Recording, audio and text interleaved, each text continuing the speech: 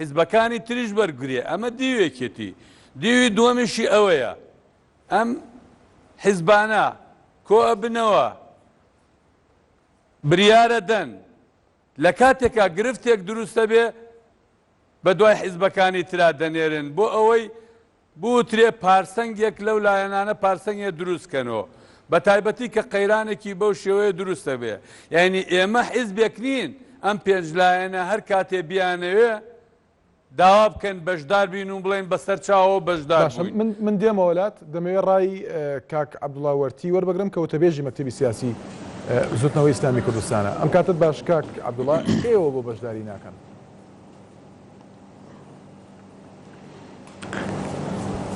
سەرەتا بە ناوی خوای گەورە و میهرەبان دیارە بەڕاستی ئەو پێنج لایەنە سیاسیە هۆکاری سەرەکی دروستبوونی سەرجەم قەیرانەکانن کە لە هەرێمی کوردستاندا سەری هەڵداوە هەرچەندە ڕێژەی بەرکەوتنیان نیسبیە لە یەک بۆ یەکێکی تر جیاوازی هەیە بەڵام بە شێوەیەکی گشتی بەڕاستی ئێمە وەکو زوتنەوەی ئیسلامی و هێز و لایەنە سیاسیەکانی تریش ئەوانەی کە کورسیان لە پەرلەمانی کوردستان هەیە مافی خۆمانە لە پرسە نیشتیمانی و نەتەوەییەکان نەقشمان هەبێ ڕۆڵمان هەبێ بتوانین دەور ببینین بۆ پرسی سازان و هەموو ئەو بابەتانەی کە هاتوونەتە پێشەوە ئێمە پێمان وایە ئەو پێنج لایەنە سیاسیە ئەگەر پێیان وایە ئەو لایەنانەی تر بەشداربوونیان لەو کۆبوونەوانە زەرورە ئەبوایە لە کۆبوونەوەکانی ڕابردووشدا بەشداریمان بکرد وایە ئەگەر زەروریش نییە و ڕێکەوتونە با لە دەستگاکانی ڕاگەیاندن پێمان بڵێن ئەوە ئێمە ڕێکەوتوینە با پیرۆزباییان لێ ئێوە نیگەرانن لەوەی کە بەشداریتان نەکردووە یان بەشداریتان پێ نەکراوە ئێمە لەوە نیگەرانین لە حەقیقەتدا ماوەیەکە لە هەرێمی کوردستان سیاسەتی قرتاندن و پەراوێزخستن و سیاسەتی حەزفکردن هاتۆتە ئاراوە ئێمە لە کاتێکدا کە لە پەرلەمانی کوردستان وجودمان هەیە و ئێستا ئەوانیش باش دەزانن قورسایی کورسیەک لە کاتی پێویستدا چەندە کاریگەری هەیە لەسەر یەکلاکردنەوەی کێشەکان و کاریگەری هەیە لەسەر پرسە سیاسیەکان لە کاک عەبدوڵڵا لە کام لایەن ئێوە نیگەرانن ئێمە لە ڕاستیدا ئەو پێنج لایەنە بە شێوەیەکی گشتی بەرپرسی یەکەمن پێویستە بەرپرسانەتر مامەڵە بکەن لەگەڵ ئەو بارودۆخانەی کە لە هەرێمی کوردستان هاتۆتە ئاراوە ببەخشە گوێم لە دەنگت نەبوو لە هەر پێنج لایەنەکە نیگەرانن بە پێی قسەکانی تۆ بێ ئێمە لە حەقیقەتدا کاتێک کە کۆبوونەوە دەکەین هەر یەکێک لەو لایەنانە ئەوەی تر تۆمەتبار دەکات دەڵێ خەتای ئەو یانە و ئەوەی تر دەڵێ خەتای ئەو یانە بەڵام بە شێوەیەکی گشتی بەڕای جەنابتان و بەڕای خەڵکی کوردستانیش ئایا ئەوان دەتوانن لە بری ئێمە نوێنەر دیاری بکەن خۆ ئێمە وەکو بزوتنەوەی ئیسلامی ئەگەر بە هەر چواریش نوێنەرێکیان دیاری نەکرد بواە ئێمە بەشداری ئەو کۆبوونەوەی بەیانیمان نەئەکرد لەبەرەوەی پێمان وایە بەڕاستی یاری ئەکرێ بە چارەنووسی خەڵکی کوردستان و پێمان وایە ئەوەندەی ئەو حیزبانە بە دوای ئیمتیازاتی حیزبی و بەرژەوەندی حیزبیەوەن ئەوەندە بە دوای خەمی هاوڵاتیانی خەڵکی کوردستانەوە نین بۆیە ئێمە هەر بەشداری ئەو کۆبوونەوەیمان نەدەکرد کەچی ئەمڕۆ بابەتەکە بە دیوێکی تردا عکس بۆتەوە پرسیار دەکەم کە ئەڵێن ئەبێ هەر چواریان نوێنەرێکیان ئامادە بێ لەو کۆبوونەوەیەدا من ئەو پرسیارم لە کاک ئەبووکاروان کرد ینی سەبارەت بۆی کە ئێوە پێتان دەوترێت حەزبی بچووک بەڵام ئێوە خۆتان بۆ قسەتان نەبووە ینی خۆتان قبولتان کردووە کە ڕۆڵیشتان بچووک بێت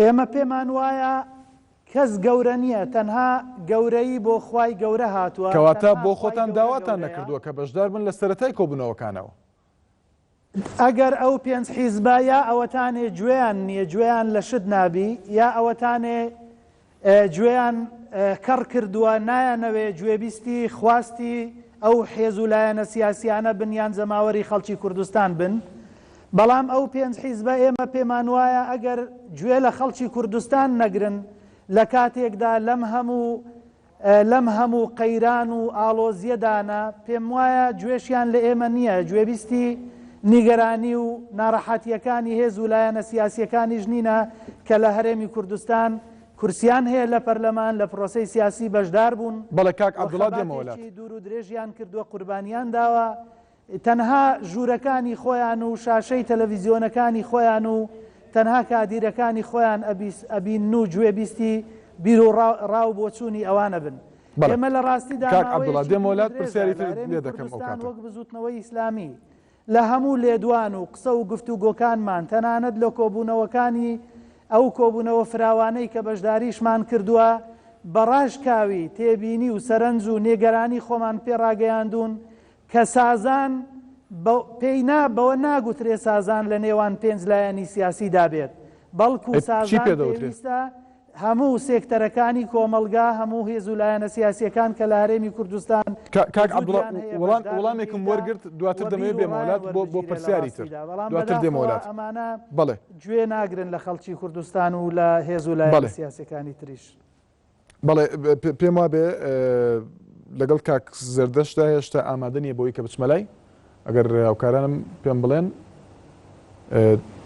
دواتر دەچمەوە لای کاک زەردەشت. کاک ئەبوو کاروان ینی ئاماژەت بۆ دا کە دەڵێی ئێمە ڕەنگە پێشنیازێکمان هەبێت لە کۆبوونەوەکاندا بەشدار بین، بەڵام پرسیارەکە ئەوەیە بۆ لە ناو پەرلەماندا ئێوە پێشنیازتان نەبوو، بۆ لە ناو پەرلەماندا ئێوە پرۆژەتان نەبوو بەوەی کە ڕەنگە ڕۆڵتان لە ناو پەرلەمانە زیاتر بێ بەوەی کە فراکسیۆنتان هەیە لە ناو پەرلەمانی کوردستان، بۆ لە دەرەوەی پەرلەمان باس لە پێشنیاز دەکەن.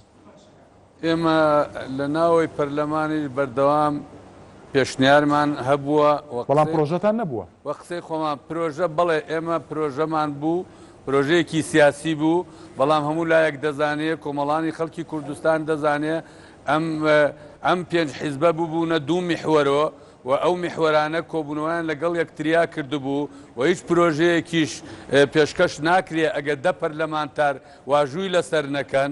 ئێمە لە کۆبوونەوەی فراکسیۆنەکان و سەرۆکی پەرلەمان وتمان پرۆژەمانەیە.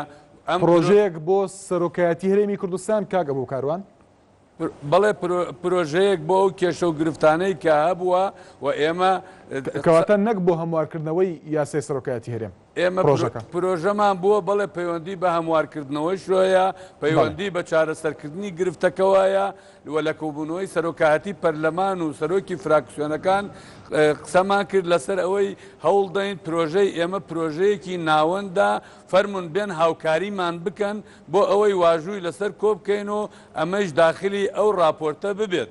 بەڵام بەداخەوە هەردوو پێشتر ڕخنەیەک بۆ لە ئێوە پاشکۆیەتی هیچ حەزبێکتان نەکردووە؟ گرفت لەوەیە لە کوردستان بەداخەوە ئێستا دوو میحوەر هەیە، هەموو حیزب و لایەنە سیاسیەکان و بە تایبەتی ئەو پێنج حیزبێشە باسی دیموکراتیەتەکەن، باسی ئازادیەکانەکەن.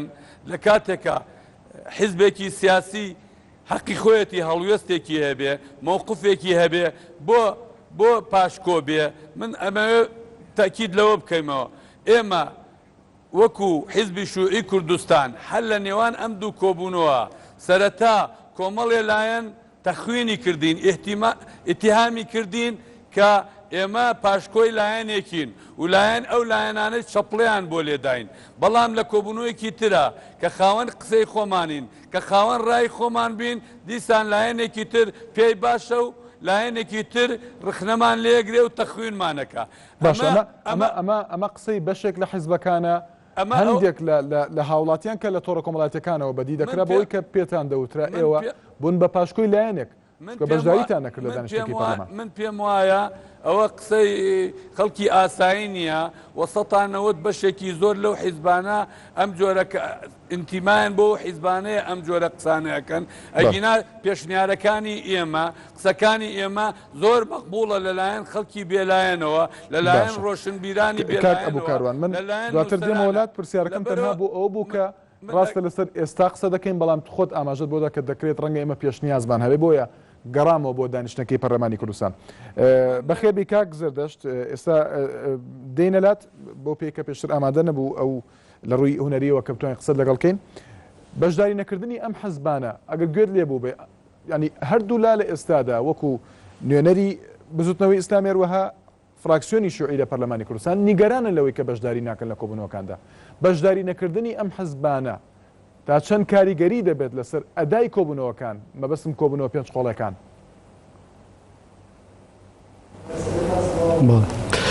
سەرەتا سڵاو لە جەنابتە و لە بینەرانی بەڕێز و هەردوو میوانە بە ڕێزەکەشت من ئەمەوەیە سەرەتا ئاماژە بەوە بکەم ئێمە وەکو بزوتنەوەی گۆڕان بۆ مەسلەی ئەو قەیرانەی کە پێشبینیمان دەکرد کە ڕوبەڕووی هەرێمی کوردستان دەبێتەوە پێمان وا بوو شوێنی چارەسەر و ئەو شوێنەی کە پێویستە هەموو لایەک لەسەری کۆک بین چارەسەرێک بۆ ئەم قەیرانە بدۆزێتەوە بریتیە لە پەرلەمانی کوردستان. هەر بۆیە فراکسیۆنەکەی ئێمە یەکەمین فراکسیۆن بوو پرۆژە یاسایەکی پێشکەش کرد بە سەرۆکایەتی پەرلەمان و ڕوئیای خۆی ڕوون کردەوە کە ئێمە لە 19 ئابا بەپێی یاسای ژمارە 19 ساڵی 2013 ڕوبەڕووی فەراغێکی یاسایی دەبێنەوە سەبارەت بە پۆستی سەرۆکی هەرێمی کوردستان بۆیە پێویستە هەرچی زووە هەموو لایەک لە پەرلەمانی کوردستان ئەوەی نوێنەرایەتیان هەیە هەڵسین بە چارەسەرکردنی ئەم قەیرانە. خۆتان دەزانن جگە لە بزوتنەوەی گۆڕان برادرانی یەکگرتووی ئیسلامی یەکێتی نیشتیمانی کوردستان کۆمەڵی ئیسلامی و بەشێک لە پەرلەمانتارانیش ئەوانیش واژویان کۆ کردەوە و پرۆژە یاسایان هەبوو و لە دواتر ئەم پرۆژە یاسانە بوونە راپۆرتی زەردەست سەبارەت بە ئێستا بەشداری نەکردنی ئەم حزبانە کە بانگێش کراون. بەڵێ دیارە ئێمە لەگەڵ ئەوە بووین ئەم باسی کە کردم لەگەڵ ئەو بنکرد ناو پەرلەمان و ئەو کاتە کە ناو پەرلەمان گفتووە تێدا بکرا بە هەموو ئەو کەسانی کە ینی ئێستا وا تێگەیشتم لە قسەکانت ئێستا ئەوە لەگەڵ ئەوە دانی کە ئەوان بەشدار بن لە کۆبوونەوە پێنج قۆڵەکان لە دوایین ئێمە لە دوای این کۆبوونەوە کاتێک کە بڕیار دراوە کە نوێنەرانی ئەم لایەنانەی تری کە نوێنەریان هەیە لە پەرلەمانی کوردستان چ پێکاتەکان چ هێز و لایەنە سیاسیە کانی تر کە یەک کورسیان هەیە یان وجودیان هەیە لە پەرلەمانی کوردستان پێویستە بەشدار بوون. ئێمە لاریمان نییە. من لێرەدا پرسیارێکم هەیە کاک زەردەشت یەکەم کۆبوونەوەی پێنجقۆڵی پێش یەکەم کۆبوونەوەی پێنجقۆڵی کۆبوونەوەی هەموو ئەو لایەنانە بوو کە لە ناو پەرلەماندا فراکسیۆنیان هەیە و لە ناو حکوومەتدان بزوتنەوەی گۆڕان ڕازی نەبوو ئاماژەی بەوەدا کە ئەم پرسە لە نێو پێنج حەزبە سەرکێکەدا یەکلا دەکرێتەوە ئەو کات بۆ ڕاتان جیاواز بوو. بەڵێ گۆڕان بە بەردەوام ڕوئیای بەرامبەر بە هەندێک کۆبوونەوەیە کە بەداخەوە لە هەرێمی کوردستان لە ساڵانی ڕابردوو هەرێمی هاوڵاتیانی بەڵام قسەکانت ئێستا جیاواز بوو بۆ چونەی بزوتنەوەی گۆڕان گردبوونەوەیەکی نەنا جیاواز نییە. ئێمە پێمان وایە ئێستاش ئەو لایەنانەی کە نوێنەریان هەیە لە پەرلەمانی کوردستان دەکرێت بەشدار بن و دواتر بەڕێز کاروان باسی ئەو دەکە کە ئێمە پرۆژەمان هەبووە. خۆت دەزانین لە پەرلەمانی کوردستان پرۆژەی یاسا پێشکەش دەکرێت نەک پرۆژەی سیاسی. بەڵام لەگەڵ ئەوانەش ئێمە ئێستا پێمان وایە هەر هەنگاوێک بە ئاراستەی چارەسەر و سازان بێ لاریمان نییە. بەڵام ئەوەی کە لای ئێمە وەکو بزوتنەوەی گۆڕان ڕوونە و بەرچاومان ڕوونە ئەوەیە کە ئێمە پێمان وایە هەرچێ چارەسەرێکیش بکرێ پێویستە لە پەرلەمانی کوردستان بچێتەوە پەرلەمانی کوردستان و لەژێر قوبەی پەرلەمانی کوردستان چارەسەر بکرێ و ئێمە بەڵام پەرلەمانی کوردستان دواتر دەرفەتیدا بەلایەنەکان بگەن بە سازان تەنانەت چەند ڕۆژێکیش دانیشتەکانی دواخست. ئێستا کاک زەردەشت ئێستاش دانیشتەکەی پەرلەمان دواخراوە کەسیش باسی ناکات کەی ئەو دانیشتە نائاساییە بەردەوام دەبێت بەوەی کە لایەنەکان دەیانێت بگەن بە سازان. زوتنەوەی گۆڕان لە دەرەوەی پەرلەمان بەشدارە لە کۆبوونەوەی پێنجقۆڵی. زوتنەوەی گۆڕان نییە کە بۆتە هۆی تەعتیلبوونی پەرلەمان و پەرلەمان ناتوانێت کۆبوونەوەکانی خۆی بکە. هەموو ئەو هێز و لایەنانەی کە ئێستا گلەیی دەکەن ئەگەر ئامادەن و بدایانەوێ ئەم کێشەیە ئەم قەیرانە چارەسەر بکرێ فەرم و با هەموو مامچینەوە هۆڵەکانی پەرلەمان و لە ڕێگای فراکسیۆنەکان با لەوێ چارەسەر بکرێ. کاک زەردەشت دێم وڵات دەمێ پرسیار لە کاک عەبدوڵڵا بکەم. خۆی ناچێتە ناو پەرلەمان ئەگەر بچێ وەنیساب تەواو دەبێت. کاک عەبدوڵڵا ینی ئەبوو کاروان ئاماژەی بۆ دەکا ئەوان ڕەنگە پێشنیازیان هەبێ دەڵێت پێشتر پرۆژەمان هەبوو لە ناو پەرلەمان ئەگەر ئێوە بەشداری بکەن یان بەشداری نەکەن لە کۆبوونەوەکەی سبەینێ چ کاریگەریەکی دەبێت ئەمە؟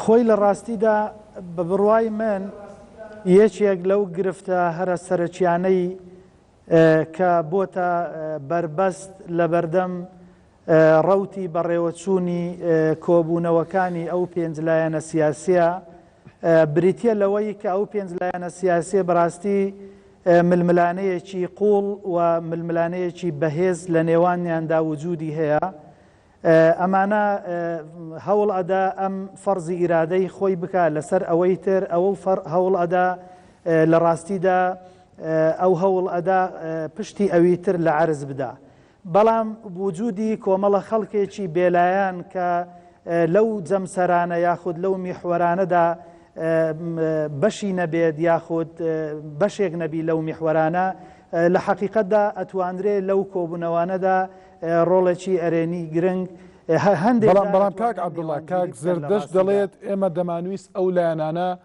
لەناو پەرلەماندا وجودیان هەبووە ینی سەرۆکی فراکسیۆنی بزوتنەوەی ئیسلامی بەشداری نەکرد لە دانیشتەکەدا زۆر ڕاستە بەڵام ئێمە وەکو بزوتنەوەی ئیسلامی خاوەنی دید و تێڕوانین و سەرنج و ڕاو تێبینی خۆمانین لەسەر هەموو پرس و بابەتەکان ئێمە ئەگەر شتێک بزانین لە بەرژەوەندی خەڵکی کوردستاندایە بەرداریکردن بێ لە کۆبوونەوەی پەرلەمان یاخود بەشداری نەکردن نەبێ ئێمە ئەوە ئەنجام دەدەین لە کۆبوونەوەی 23 حوزەیران وەکو برای بەڕێزم کاگەبوو کاروان ئاماژەی پێدا فراکسۆنی بزوتنەوەی ئیسلامی بەشداری کرد و وە قسەی خۆشی هەبوو وە قسەوەکانیشی جیاواز بوو لە فراکسیۆنەکانی تر لە کۆبوونەوەی ئەم دوایی 19 مانگ بەشداری ئەم کۆبوونەوەی پەرلەمانی نەکرد بە هەمان شێوە بە پێی ڕاو سەرنج و تێڕوانینی خۆمان بووە بۆ قەیران و بارودۆخەکان بەڵام لە ڕاستیدا هیچ پرسێک بەم شێوەیە کە ئێستا هێز و لایەنە سیاسیەکان سەرقاڵینی چارەسەر ناکرێت لە ڕاستیدا پێویستە هێز و لایەنە سیاسیەکان بە تایبەتی ئەو پێنج لایەنە بەرپرسانە مامەڵە بکەن لەگەڵ بارودۆخی ئێستای هەرێمی کوردستان نەک ئەو لایەنانەی کە کورسیان هەیە لە پەرلەمان بەڵکو پێویستە خەڵکی پرۆفشناڵ و خەڵکی سربەخۆش بدوێنن لە ڕووی سیاسی و لە ڕووی یاساییەوە تەنانەت ئەوەی کە ئێستا لە ماڵەوە دانیشتونە پێویستە بیر و ڕاو سەرنجیار وەربژیرێ بۆ ڕزگارکردنی هەرێمی کوردستان لەو قەیرانی کەوتووە. کاک زەردەشت بۆ لە ناو بزوتنەوەی گۆڕاندا بۆ چوونێک هەیە کە ئەم حەزبانەی کە لە نێوان دوو کەوانەدا پێیان دەوتری حەزبی بچووک ینی چوونەتە ژێر کاریگەری لایەنێکی سیاسی بەهۆی بەشداری نەکردنیان لە دانیشتەکەی پەرلەماندا بۆ ئەم بۆ چوونە هەیە ئێمە لەو بزوتنەوەی گۆڕان بڕوامان بە بیر و باوەڕی ئازاد هەیە و قەنەعاتمان وایە هەموو خەڵک ئازادە لە چۆنیەتی بیرکردنەوەی خۆی بەڵام ئەوەی کە ئێستا لە هەرێمی کوردستانە دەگوزارێ ئەمە گرفتێک نییە تایبەت بێ بە لایەنێک یان بە کەسایەتێک ئێمە لە هەرێمێکین کە خۆمان هەموو لایەکمان خۆمان بە خاوەنی ئەم هەرێمە دەزانین ئەم هەرێمە ڕوبەرووی قەیرانێکی یەکێک لە پۆستە گرنگەکان دەبێتەوە پێویستە هەموو لایەکمان بەرپرسیارانە وەڵامێکی ڕوون نەبوو بۆ پرسیارەکە ئەمەوە پێتان وایە ئەم لایەنانە ئەم حەزبانە کەوتونەتە ژێر کاریگەری لایەنێکی سیاسیەوە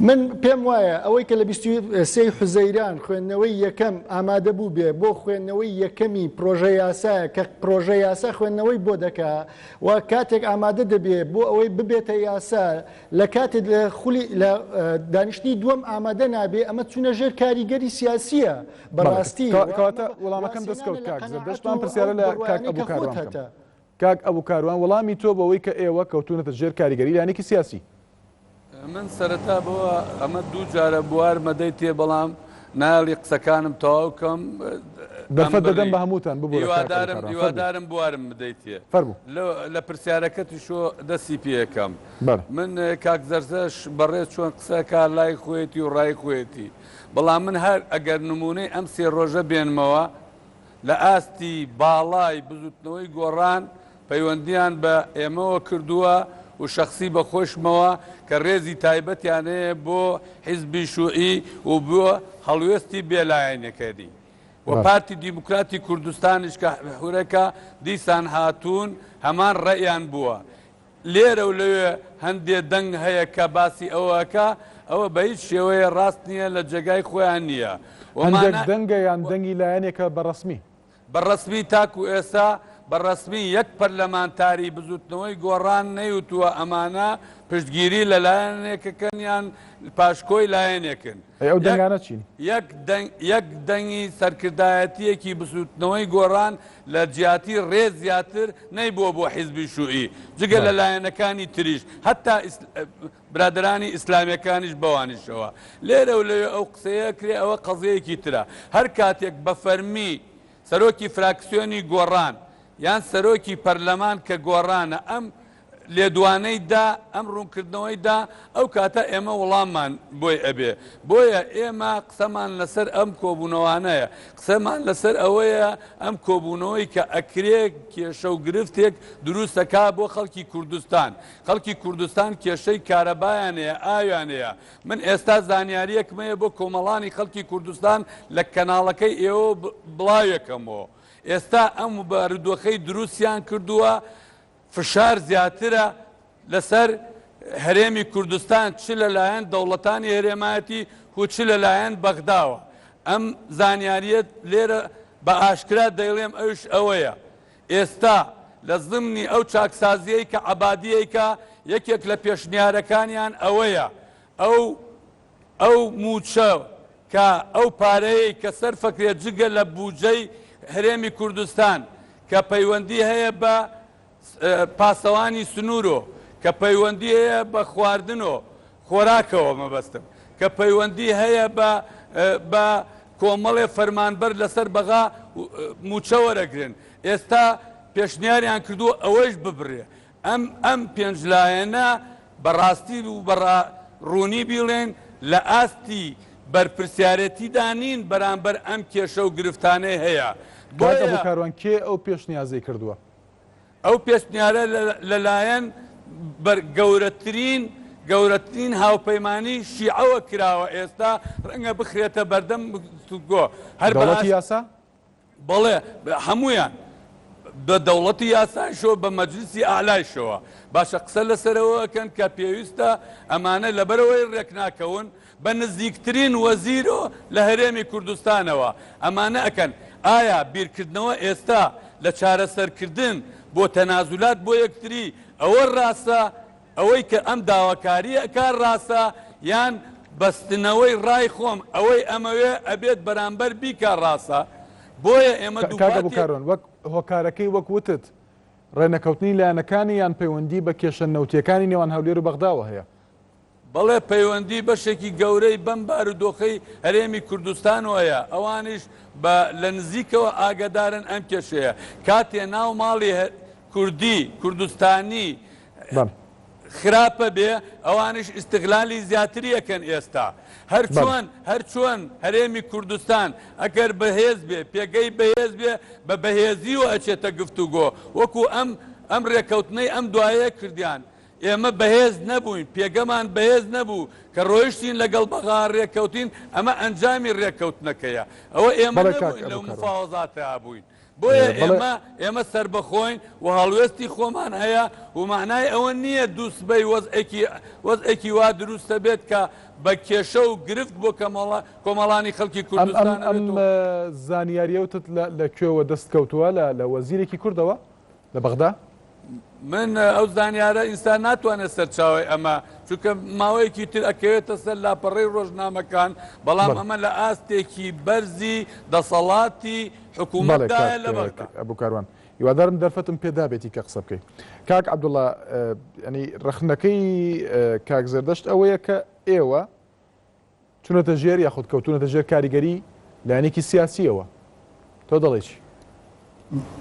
بەڵێ وەڵام من ئەوە دەپرسم ئەی ئەو ڕۆژەی کە پێنجلایەنەکە پارتی دموکراتی کوردستان یەکێتی نیشتیمانی بزوتنەوەی گۆڕان یەکگرتووی ئیسلامی کۆمەڵی ئیسلامی کاتێک کە کابینەی هەشتیان پێکهێنا لە ناو هۆڵی پەرلەمان هەر هەمویان دەستیان بەرز کردەوە بۆ بەڕێ سەرۆکی حکوومەت بۆ بەڕێ جێگری سەرۆکی حکوومەت دەنجیان بە کابینەکەدا و لە ناو چەپڵە ڕێزاندا کابینەی هەشتەمی حکوومەتی هەرێمی کوردستانیان پێکێنا.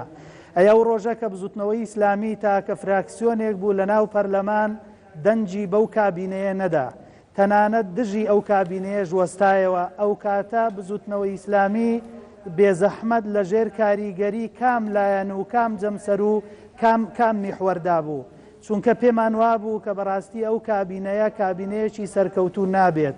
پێمان وابوو ئەم هێز و لایەنە سیاسیانە بۆ ماوەیەکی کاتی دەیانەوێ حکوومەتێک پێک بێنن، دواتر لە ژێر چەتری ئەو حکوومەتەدا بێڕەحمانە بکەونە وێزەی گیانی خەڵکی کوردستان و لەو ڕۆژەوە ئەو کابینە پێک هاتووە موچەی فەرمانبەرانی هەرێمی کوردستان نەما، لەو ڕۆژەوە ئەو کابینە پێک هاتووە کارەبان نەما، ئاو نەما، ژیان لە هەرێمی کوردستان شڵەژە. گەنجی لەو ڕۆژەوە کابینە پێک هاتووە بە سەدان بگرە هەزاران گەنجی ئەم وڵاتە کوردستان جێ ئێهێڵێ. لەو ڕۆژەوە ئەو کابینەیان پێکێناوە کابینە سەرکە فراوانەکە وەکو برادەرێ وتی نەک بنکە فراوان. لە ڕاستیدا هەرێمی کوردستان تووشی گەورەترین قەیران بوو، چونکە ئەم هێز و لایەنە سیاسیانە نەیانتوانی بە شێوەیەکی مەدەنیانە بە شێوەیەکی تەندروست ئیدارەی هەرێمی کوردستان بکەن لە ڕووی ئابووری و لە ڕووی سیاسی و لە ڕووی کۆمەڵایەتیەوە. بۆیە بەڕاستی ئیدارەکردنی وڵات بەو شێوەیە نابێت. ئێمە پێمان باشە هەمومان لە یەکتر تێبگەین. بزوتنەوەی ئیسلامی کاک عەبدوڵڵا بە پلەی یەکەم بەرپرسیارەتەکە دەکەوێتە ئەستۆی کام لایەنی سیاسی هەمویان یان چەند لایەنێک؟ هەمویان بەرپرسیارن لە ڕاستیدا. ئەمە وەرەقەیەکە کە هەر پێنج لایەن لەسەری ڕێکەوتونە هاتوونەتە نێو حکوومەت. تەنانەت پەرلەمانی کوردستانیش دەیتوانی لە ماوەی ڕابردوودا بوار نەدات ئەوەندە ماوەی سەرۆکایەتی هەرێمی کوردستان لە ناو جەرگەی کاتەکەدا ئەم هەموو شەڕ و هەرایی لێ بکەوێتەوە. باش ئەگەر وایە کاک عەبدوڵڵا ئەگەر وایە بۆ دەتانەوێت بەشدار بن بۆ پێتان باشە بەشدار بن لە کاتێکدا وەک خۆ دەڵێ ئەمان لە سەرەتاوە لەسەر وەرەقەیەک ڕێکەوتون خۆیان کابینێکیان پێکێناوە ئێوە بەشدار بنیان نەبن چی دەگۆڕێت؟ پەرۆژنینە لە ڕاستیدا بۆ بەشداریکردنی ئەو کۆبوونەوانە. بەس ئێمە پێمان خۆشە باسی پەرۆشیم نەکرد، بەڵام وتت نیگەرانی لەوەی کە بەشدارین. گەنج و لاوانی کوردستان ئەو حەقیقەتە بزانن بەڕاستی ئیدارەکردنی وڵات، فەرمانڕەوایەتی و حکومڕانی، دامەزراندنی سیستەمی سیاسی دەوڵەتی مؤسساتی بەو شێوەیە نابێ. یعنی پێویستە لە ڕێمەوەندە هیچ نەوەزارەتمان هەیە لە حکوومەت و نەخاوەنی کۆمپانیای نەوت و شەریکاتی کۆمپانیای تیجاری و بازرگانی و فڕۆکەوانی و نازانم چی و چین لە هەرێمی کوردستان. ئێمە هاوڵاتیەکی بەسیتین کاری سیاسیەکەین لە هەرێمی کوردستان، بەڵام پێمان خۆش نییە یاری بە چارەنووسی خەڵکی کوردستانەوە بکرێ. هەرێمی کوردستان وەکو کاک ئەبوو کاروان ئاماژەی پێدا هەموو لایەنە سیاسەکان وەک ئاماژە پێدان ئەوان هەمویان بەرپرسن هەمویان یاری دەکەن بە چارەنووسی خەڵکی کوردستان. جێگری سەرۆکی ئەنجومەنی وەزیران نێردراوەتەوە ماڵەوە، چەندین وەزارەت نێراونەتەوە ماڵەوە، قوتی هەرێمی کوردستان فەرمانبەران و خەڵکی هەرێمی کوردستان بڕاوە. کاک عەبدوڵڵا هەموو لایەنەکان یاری دەکەن بە چارەنووسی خەڵکی کوردستانەوە؟ هەر یەکەیان بەقەد قەبارە و وجودی خۆی لە ناو حکوومەت و لە ناو پەرلەمان و لە ناو هەرێمی کوردستان پشکی بەردەکەوێت بەرپرسە لەو قەیرانانەی کە ڕووی لە هەرێمی کوردستان. کاک عەبدوڵڵا ئەگەر ئەوە ڕوونکەیتەوە تکایە ئەگەر ئەوە ڕوونکەیتەوە مەبەستت چییە لەوەی کە جێگری سەرۆکی حکوومەت چەند وەزیرێک نێردراونەتە ماڵەوە ئەگەر ئەوە ڕوونکەیتەوە؟ مەبەستم ئەوەیە لە بەغداوە جێگری سەرۆکی ئەنجومەنی وەزیرانی بەغدا کە لەسەر پشتی کووردا ئێستا لە کار لابراوە، چەندین وەزارەت لە کار لابراون. لە حەقیقەتدا تەواوی پرۆسەی سیاسی و تەوافقاتی سیاسی لە بەغدا تێک چووە، کەچی هیچ سەرکردەیەکی سیاسی کورد هیچ لایەنێکی سیاسی کوردستان تا ئێستا بەیاننامەیەکیشی دەرنەکردووە. بەڵێ کاک عەبدوڵڵا دەشمەلای کاک زەردەشت کاک زەردەشت گوێت لە وەڵامەکان بوو ئەوان دەڵێن ئێمە پاشکۆیەتی هیچ لایەنێکمان نەکردووە، نەکەوتونەتە ژێر کاریگەری هیچ لایەنێکی سیاسی. کاک عەبدوڵڵا دەڵێت هەموو لایەنەکان بەرپرسن هەمویان یاری بە چارەنووسی خەڵکی کوردستانەوە دەکەن. ئێوە ڕێکەوتن لەسەر پێکێنانی کابینەیەک ئەمان لە دەرەوەی ئەو ڕێکەوت نەبوون. فەرموو. ڕاست من سەرەتا ئەوە بڵێم ئێمە لە ناو بزوتنەوەی گۆڕان هەمومان مێژووی دروستبوونی بزوتنەوەی گۆڕانمان بیرە لەسەر بنەمای بیرروڕای جیاواز و ڕێزگرتن لەسەر بنەمای بیرروڕای جیاواز دروست بووە بزوتنەوەی گۆڕان چ لە سەرکردایەتی بەتایبەت لەلایەن بەڕێز کاک نەوشیروان و هەموو سەرکردایەتی و هەڵسوراوانی بزوتنەوەی گۆڕان ڕێز و حرمەتی تایبەتمان هەیە بۆ هەموو ڕایە جیاوازیەکان لە هەرێمی کوردستان و ئەمە پێمان وایە مجتەمع بەوەوە جوانەکە ڕای جیاوازی تێدا هەبێ من قسەکەم لەسەر ئەوە بوو نەک لەسەر ئەوەی من پێم ئاساییە ئەبوو کاروان یان هەبرادەر یان نوێنەری بزوتنەوەی ئیسلامی هەن نوێنەری شتێ لە ناو هۆڵی پەرلەمان وە بینیشمان لە 23 حوزەیران و حتا ئەوەی کاک عەبدوڵڵاش باز دەکا کە لە کاتی دەنگدان بە کابینەی حکومەتی هەرێم نوێنەرەکەی بزوتنەوەی ئیسلامی ڕەخنەی گرت و ناڕەزایی دەربڕی بەڵام قسە لەسەر ئەوەیە ئێمە مینبەرێکمان هەیە مینبەرێکی شەرعیە مینبەرێکە خەڵک دەنجی پێداوە خەڵک دەنجی بە ئەبوو کاروان داوە خەڵک دەنجی بە نوێنەرەکەی بزوتنەوەی ئیسلامی داوە بە هەموو لایەنەکانی داوە بۆ ئەوەی نوێنەرایەتیان بکە بۆ ئەوەی کاتێکت ڕوبەڕووی قەیرانێک دەبینەوە ئەم نوێنەرانە لە بری ئەو خەڵکە ئەم قەیرانە چارەسەر بکەن بۆیە من پێم وایە یعنی ئێمە پێمان وایە شوێنی ئاسایی بۆ چارەسەرکردنی ئەم گرفتانە ناو هۆڵی پەرلەمانە ئەبوو کاروانیان هەر بەڕێزیەکی تر هەر فراکسیۆنیشی تر ڕای جیاوازی هەیە پێی وایە ئەم پرۆژەیەکی تری هەیە پێویستە لەوێ تەقدیمی کە و پێشکەشی کە ئەژینا مەسلەی ئەوەی کە ئێمە پێک هاتبین لەسەر دروستکردنی قەیران مەسلەی حکومەت و حکومڕانی لەگەڵ هەرێم و سیستەم لە هەرێمی کاک زەردەشت ئێمە لەبارەی ئێستاوە قسە دەکەین پاش ئەوەی کە ئەو دانیشتە نائاسایی پەرلەمان دواخرا لە ئێستادا بۆ بزوتنەوەی گۆڕان ڕێخەری گشتی بزوتنەوەی گۆڕان بە فەرمی بەڕۆنی بەڕاشکاوی قسە لەسەرەوە ناکات کە ئێستا کێ سەرۆکی هەرێمی کوردستانە هەرێمی کوردستان سەرۆکی هەیە یان بێ سەرۆکە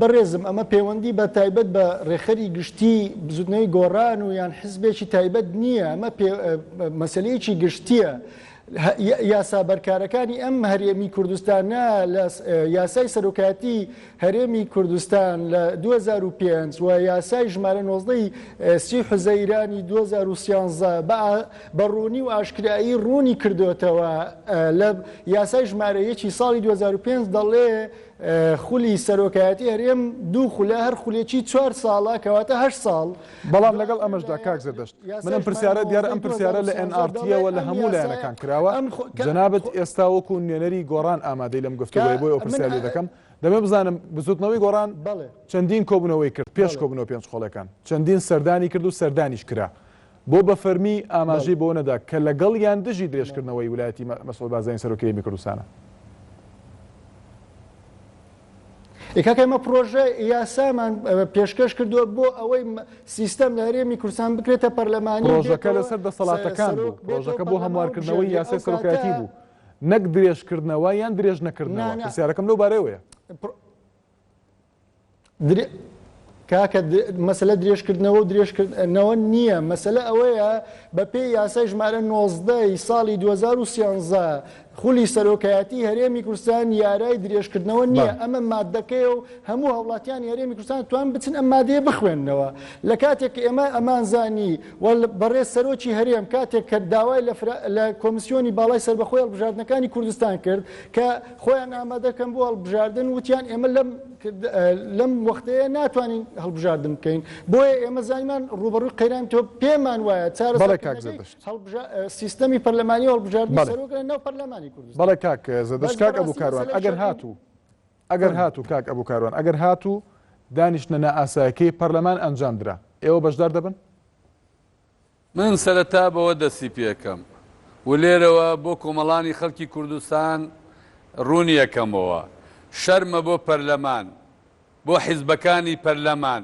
ئەگەر قوبوڵی ئەوە بکەن ئەو پرسە لە دەرەوەی پەرلەمان چارەسەر بکرێت یعنی بەبێ ئەوەی بێتە پەرلەمانەوە گفتوگۆکردن و سازان و کۆبوونەوە ئاساییە بەڵام چارەسەرکردنی بەبێ پەرلەمان شەرمەزاریە بۆ هەموو لایە بەڵام ئێستا دەوترێت ینی پەرلەمانی چاوەڕێی سازانەکەیە چاوەڕێی ئەوەیە تەنانەت 13 خاڵی دەسەڵاتەکانی سەرۆکی هەرێمی کوردستان لە دەرەوەی پەرلەمان ئێستا ڕێکەوتنی لەسەر کراوە ئەندامانی لیژنەی یاسایی ئامادەن لە کۆبوونەوەکان دواتر دێتەوە ناو پەرلەمان و پەسەند دەکرێت من هیوادارم بێتەوە ناو پەرلەمان و بەبێ پەرلەمان چارەسەری بکەن.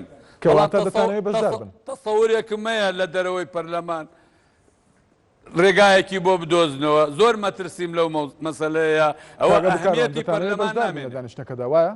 بەڵێ دەتانەوێت بەشدار بن ئەگەر دانیشتنە ئاساییەکەی پەرلەمان بەڕێوەچوو؟ ئێمە هەر کۆبوونەوەیەکی ئاسایی پەرلەمان بکرێت بەشدارە بین و تومانە. لەم دۆخی ئێستاش کە لایەنەکان نەگەشتن بەڕێکەوتن دانیشتەکە بکرێت ئێوە بەشدار دەبن؟ ئێمە ئەو کاتە قسەی خۆمانە بێ لەسەر ئەو پرسە. ئەوە ئەمانگەیەنە چی؟ هەر دانیشتنێ لە بەرژەوەندی کۆمەڵانی خەڵکی کوردستان بێ و کۆبوونەوەیەکی ئاسایی بێ. کاکین ئێمە ناکرێ خەڵکی تر پرۆژە پێشکەشکە واژوو کۆب کاتۆ لەگەڵ یا لەگەڵ ئێمە دانەنشێ ئێمە بینە ناو پەرلەمانەوە ئەبێ گفت و گۆمان لەگەڵا بکرێ. من بەڕوونی و ڕاشکە ئەو پرۆژە یاسایی کە پێشتر ئامادەکرا نە ئێمە قسەمان تیا بووە، نەواژوومان لەسەری کۆ کردووە، نە داوای کۆبوونەوەکەمان کردووە. باشە بۆ ئەبێ ئێمە خۆ پۆلیس نیمان ئەمان هەر کاتێ داوا بکەینەوە بکرێت. ئەو پرۆژەی ئێوە هەتان جیاواز بوو پرۆژانی کە چوارلایەنەکە کرد. ئەگەر ببووری من بەڕوونی و ئاشکرایی ئەڵێم ئەو بارودۆخە نەماوە تۆ شیعار بڵێیت و هوتاف بڵێت و من چەپڵەت بۆ لێدەم هەر تەرەفێک بیت. شعاری وتووە هەر لایەنێک لەو لایەنانە شیعار بڵێ ئێمە قسەمان لەوە نەبێ کە مەوعدی کۆبوونەوە دیاری بکرێت. پرۆژەکانیشیان شیعار بوو؟ ئێمە پێشتر ئێمە گویان لێ نەگرتوین. ڕەنگە ئێستا حتا لەسەر پرسی 19 مانگ کۆمەڵێ تەراجع لەو کۆبوونەوەیە چونکە بەلای ئێمەوە هەر ئەبێ و کۆبوونەوە دوا بخەوت بخرایە بەڵام خراپترین خەیار ئەو شێوەیە بوو کە کردیان. کاگە بوو کاروان هەموو لایەنەکان ئێستا ڕەنگە کاتی ئەوە بێت کە وەڵامێکتان هەبێت ڕوون بێت بەڕاشکایی وەڵام دەنەوە. یعنی من ئاماژەم بە دانیشتەکەی پەرلەماندا تێنەگەیشتم لەو کاتەدا دەڵێ قسەی خۆمان دەبێت. قسەی ئێوە چی دەبێت؟ بەشدار دەبن یان نا؟ یعنی ئەگەر هاتوو بە نمونەیەک ئێستا باسکرد ئەگەر هاتوو تا ئێستا سبێنێش دانیشتنی شەشەمە کۆبوونەوەی شەشەمە ڕێکەوتن نەکرا دانیشتنی پەرلەمان کرا ئێوە بەشدار دەبن قسەتان چی دەبێت لەو کاتەدا؟ ئێمە تا ئێستا ئەگەر پرسیارەکەت لەسەر ئەو پرۆژەیە کە پێشتر کرا ئێستا تەفسیری جیاواز ئەکرێ بۆ ئەو پرۆژەیە چونکە پرۆژەکەی ئێوە ئەو پرۆژەیە کە بەڕێزان پێشکەشیان کرد وەک لە کۆبوونەوەی 19 مانگ کۆبوونەوەکە نەسابی تەواو نەبوو وە دواکەوت. لایەنێکەیە خەڵکێکەیە شارەزایەکەیە لە پەیرەوی ناوخۆ وا لە یەکێداتەوە یەکێک لەوانە کە گۆران ئازاد بی وتی ئەو پرسا ئەو پرۆژەیە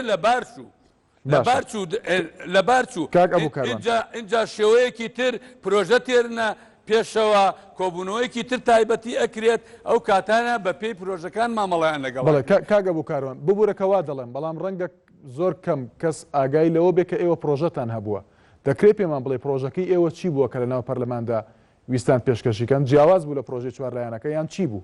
ئێمە بەڵێ ئێمە ئەگەر کورتی بکەمەوە پرۆژەکەی ئێمە هەفتەیەک بەلەوە وتمان کاکە بوار بدەن پرۆژەی تر پێشکەشکەین و ئێمە یارمەتی ئێمەش بدەن ئەمە چارەسەرێکی گونجاوە پرۆژەکەی ئێمە.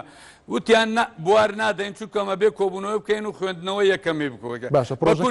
کورتەکەی پرۆژەکەی ئێمە ئەوەیە کە کاک دکتۆر بەرهەم لە 90 لەو پرۆژەوە وەریگردووە و پرۆژەکەی پارتی دیموکراتی کوردستانیش لە 90 لەوە وەرگیراوە.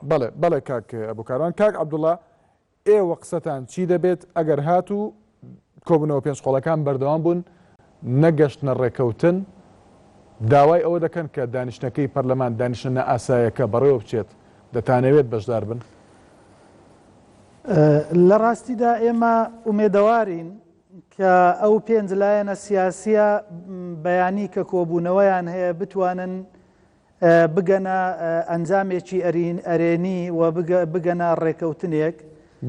بەداخەوە لە هەرێمی کوردستان گرێشوێرەیەکی یاسایی و سیاسی دروست بووە بەم هەموو قیادات و ئەحزاب و ڕۆشنبیر و کەسایەتیە سیاسیانەی کە لە هەرێمی کوردو یاساناس و ئەو خەڵکە زۆرەی کە لە هەرێمی کوردستان هەیە ناتوانن ئەو گرێچوێرەیە بکەنەوە.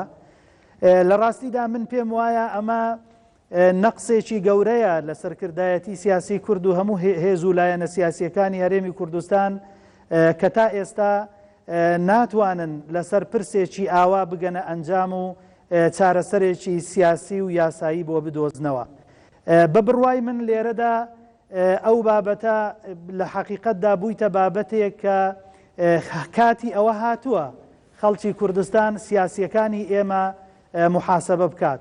وەکو برادەرێک ئاماژەی پێداوتی جێگای خۆیەتی کە وەزارەتی تەندروستی لێرە بەولاوە خەبەر بنێرێت بۆ وڵاتانی بیانی بۆ هێنانی کۆمەڵێک پزیشکی دەروونناسی بۆ هەڵسەنگاندنی لایەنی دەرونی و فکری و سیاسی ژمارەیەک لەسەر کردە سیاسیەکان و حیزبەکانی کوردستان. هەموو دنیا پێمان ئەڵێ بە ئەمریکا بە بریتانیا بە UN بە دەوڵەتەکانی ناوچەکە هەموو پێمان ئەڵێن ئێوە ڕێکەون ڕێنکەوتن لە ساڵحی ئێوەیە. پێمان ئەڵێن دوژمن قورجی گرتوون. پێمان ئەڵێن بارودۆخەکەتان ناسکە ئێوە حکوومەتێک نینە ڕێگ و ڕیشەی سەدان ساڵەتان هەبێ و بتوانن لەسەر پێی خۆتان ڕابوەستن. خەڵکی کوردستان لە نان ئەترسێ لە قوتی خۆی ئەترسێ لە ئاو ئەترسێ لە ئەمن و ئاسایی